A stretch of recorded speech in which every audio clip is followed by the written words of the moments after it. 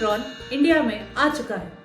बहुत कुछ आजकल हम इस बारे में देख और सुन रहे हैं and we are all very much concern about our loved ones. नमस्कार, मैं डॉक्टर प्रेरणा महाजन हूँ। आज हमारे साथ जाने माने heart specialist and health expert doctor Madhur Jain हैं। आइए हम उनसे ओमिक्रॉन से रिलेटेड वो सवाल पूछते हैं जो आज शायद हम सबके मन में है। नमस्कार डॉक्टर मधुर, मेरा पहला सवाल ये है कि ये ओमिक्रॉन वेरिएंट कहाँ से आया है?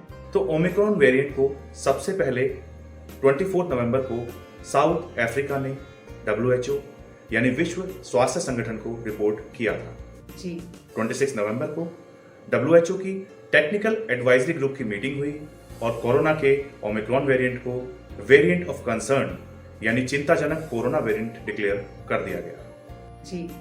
अब तक के कोविड पैंडेमिक एरा में यह पहली बार था जब रिपोर्टिंग के 48 आवर्स के अंदर ही ऐसा कर दिया गया और ये रिजल्ट है उस लर्निंग कर्व और कोऑर्डिनेशन के जो पिछले लगभग 2 इयर्स में ग्लोबली डेवलप हुए हैं। वो क्या फैक्टर्स हैं जिनकी वजह से ओमिक्रॉन वेरिएंट को वेरिएंट ऑफ कंसर्न डिक्लेयर किया गया है? See, Omicron is very unusual in that it is by far the most heavily mutated variant. जी। अपने आप को बढ़ाने और जीवित रखने के लिए वायरस रिप्लिकेट करते हैं जो कि हायर एनिमल्स में होने वाले प्रजनन या रिप्रोडक्शन का प्रतिरूप है। इस रेप्लिकेशन के दौरान कुछ एरर्स हो जाते हैं तो एग्जैक्टली सेम कॉपी नहीं बनती। इसको कॉपिंग एरर्स या म्यूटेशन कहते हैं। ओमिक्रॉन वेरिएंट में कुल मिलाकर 50 म्यूटेशंस हैं जबकि डेल्टा वेरिएंट में केवल 9 म्यूटेशंस थे। इन 50 में से 32 म्यूटेशंस अकेले स्पाइक प्रोटीन्स पर हैं। स्पाइक प्रोटीन्स वायरस की सरफेस पर उभरे हुए नॉब्स की तरह होते हैं जिनसे कि वायरस ह्यूमन सेल्स से जाकर चिपकता है और अंदर प्रवेश कर जाता है। जी। ओमिक्रॉन वेरिएंट में इतनी बड़ी संख्या में म्यूटेशन का मतलब या तो ये हो सकता है कि वे इम्यून सिस्टम से बचने में कामयाब हों या पर्सन टू पर्सन ट्रांसमिशन के लिए ज्यादा समर्थ हों या फिर दोनों ही। ऐसी कोई भी संभावना डेफिनेटली चिंताजनक हो सकती है। डॉक्टर मधुर, ओमिक्रॉन वेरिएंट कहाँ तक फैल चुका है? We are seeing increasing number of cases being detected on daily basis. India में और यहाँ तक कि दिल्ली NCR में भी ओमिक्रॉन के केसेस डिटेक्ट हो चुके हैं। जी। अब तक WHO के सभी 6 ग्लोबल रीजन्स के अराउंड 50 कंट्रीज में ओमिक्रॉन के केसेस मिल चुके हैं। डॉक्टर साहब, ओमिक्रॉन वेरिएंट पिछले वेरिएंट्स की तुलना में कितनी कम या ज्यादा गंभीर बीमारी का कारण है? तो देखिए, जब हम गंभीरता की बात करते हैं तो हमें यह समझना चाहिए कि वायरस से संबंधित मेनली 2 फैक्टर्स हैं। नंबर 1 ट्रांसमिशन, यानी कि वायरस एक व्यक्ति से दूसरे में कितनी तेजी से फैलता है, और नंबर 2 वायरुलेंस, यानी कि दूसरे व्यक्ति में एंटर करने के बाद वो वायरस कितना डैमेज उस व्यक्ति में करता है। और इन 2 फैक्टर्स के अलावा 3 एस्पेक्ट्स और भी हैं जो कि स्थिति की गंभीरता को निर्धारित कर सकते हैं। जी। नंबर 1 डायग्नोस्टिक्स, यानी कि क्या अभी अवेलेबल टेस्ट से हम ओमिक्रॉन को डिटेक्ट कर सकते हैं। नंबर 2 थेरेपेटिक्स, यानी कि क्या अवेलेबल मेडिसिन्स ओमिक्रॉन वेरिएंट पर इफेक्टिव होंगी। और नंबर 3 वैक्सीन एफिकेसी, यानी कि क्या अवेलेबल वैक्सीन्स ओमिक्रॉन के अगेंस्ट इफेक्टिव होंगी। डॉक्टर मधुर, ओमिक्रॉन वेरिएंट कितनी तेजी से ट्रांसमिट हो रहा है? देखिए, 24 नवंबर को ओमिक्रॉन की रिपोर्टिंग हुई।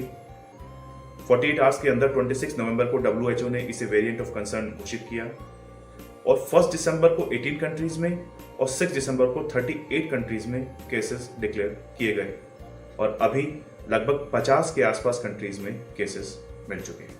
जी। साउथ अफ्रीका में नंबर ऑफ केसेस एक्सपोनेंशियली बढ़ रहे हैं। So it suggests that Omicron variant has increased transmissibility, but we need to understand that whether it is more or less transmissible compared to Delta variant, which caused third wave, is difficult to say as of now. जी। And we should keep in mind that Delta variant is still the most prevalent variant worldwide. Doctor Madhur, क्या omicron variant पिछले variant से ज्यादा virulent है?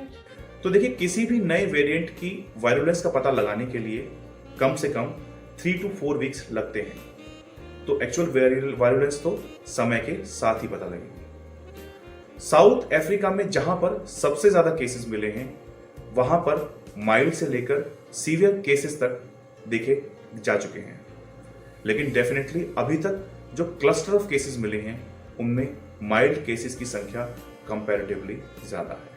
क्या currently available test से Omicron variant को detect किया जा सकता है? इसका जवाब है कि जी हां, अभी तक हुए रिसर्च से ये पता लगा है कि रैपिड डिटेक्शन टेस्ट यानी रैट और आरटीपीसीआर दोनों ही से ओमिक्रॉन वेरिएंट को स्क्रीन किया जा सकता है। और एक्चुअल वायरल वेरिएंट डिटेक्शन के लिए जीनोमिक सीक्वेंसिंग टेस्ट की जरूरत होती है। डॉक्टर साहब, क्या currently available medicine Omicron variant पर इफेक्टिव होंगी? देखिए, अभी तक कोविड का ट्रीटमेंट डिपेंड करता है डिजीज सीवियरिटी पर, यानी कि डिजीज माइल्ड है, मॉडरेट है या फिर सीवियर है। माइल्ड डिजीज वो होती है जिनमें अपर रेस्पिरेटरी सिम्टम्स होते हैं और ऑक्सीजन की बॉडी में कोई कमी नहीं होती। मॉडरेट डिजीज वो होती है जिनमें अपर रेस्पिरेटरी सिम्टम्स और फीवर के साथ साथ ऑक्सीजन का लेवल 94% तक ड्रॉप हो जाता है और लंग्स में थोड़ा निमोनिया का असर भी हो सकता है।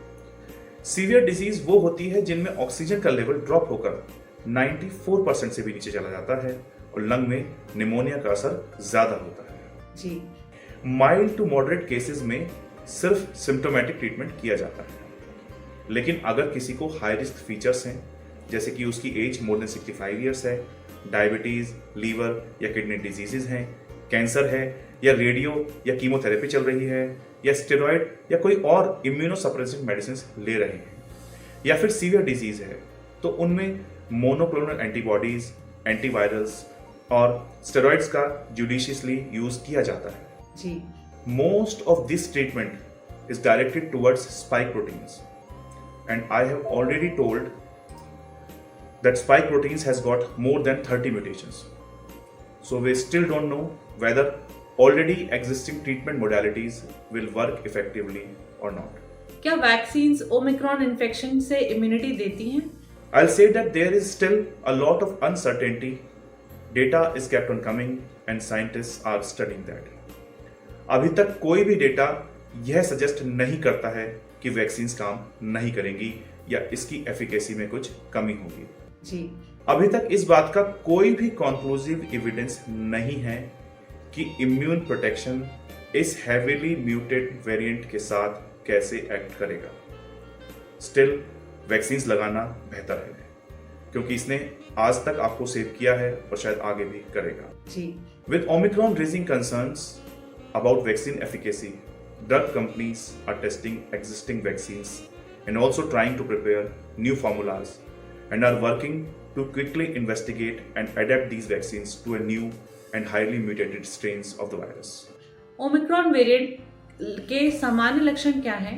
देखिए, अभी तक की जानकारी बहुत ही शुरुआती है, लेकिन साउथ अफ्रीका के केसेस की रिपोर्ट से ये पता चला है कि low grade fever, sore throat और अन्य अपर रेस्पिरेटरी सिम्टम्स के साथ साथ काफी सारा बॉडी एक भी बहुत से केसेस में देखा जा रहा है। जी। पूरी क्लिनिकल पिक्चर का पता लगने में देखिए 3 से 4 वीक तो लग ही जाएंगे। डॉक्टर मधुर, क्या मास्क और सैनिटाइजर ओमिक्रॉन के खिलाफ भी सुरक्षा करेंगे? See, what is really important as an individual is to lower your exposure by following COVID appropriate behavior, जो कि हम सब लोग ऑलरेडी फॉलो कर रहे हैं। जरूरत है तो बस उसे कंटिन्यू रखने की और ज्यादा स्ट्रेंथन करने की। Measures that have been proven beneficial will remain most beneficial forever, and these are number 1 wearing a mask, number 2 using proper sanitization, number 3 following social distancing, and finally getting yourself and your loved ones vaccinated. और and में मैं ये कहूंगा कि देखिए, भविष्य के गर्त में क्या छुपा है कोई नहीं जानता। हमें याद रखना होगा कि अक्टूबर 2020 में जब डेल्टा वेरिएंट पहली बार रिपोर्ट किया गया था, तब हम में से किसी ने भी उस हैवॉक की कल्पना नहीं की थी जो हम सब 2021 की अप्रैल और मई में अनुभव कर चुके हैं। What really is important to know is that how can you keep yourself and your loved ones safe. We cannot allow a situation where we all have gone through and the enormous losses we all have sustained. The advances we have made and the knowledge we have gained must not be lost. Doctor Madhur, आपने अपने busy schedule में से हमारे लिए समय निकाला और इतनी सारी बहुमूल्य जानकारी हमें दी, उसके लिए आपका बहुत बहुत धन्यवाद। नमस्कार। नमस्कार।